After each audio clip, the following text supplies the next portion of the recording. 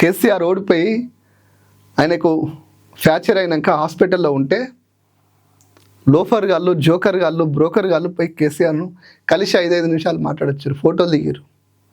40 సంవత్సరాలు కేసీఆర్ కోసం అహర్నిశలు కష్టపడ్డా నా తల్లి లాంటి వాళ్ళు పోతే, పోలీసులు కొడితే, ఆనాడు మా అమ్మ ఏడ్చినటువంటి ఏడుపుకి రాష్ట్రం మొత్తం వైరల్గా మారింది ఆ వీడియో.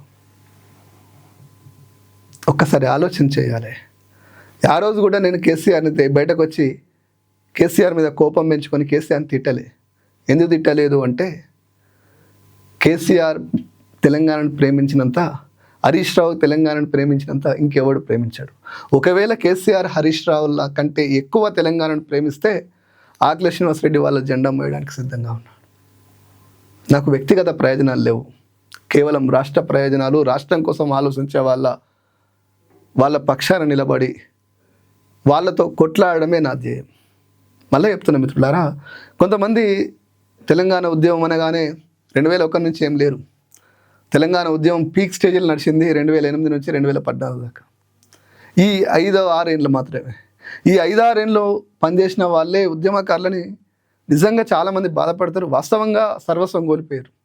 వాళ్ళ భుజాల మీదనే తెలంగాణ వచ్చింది.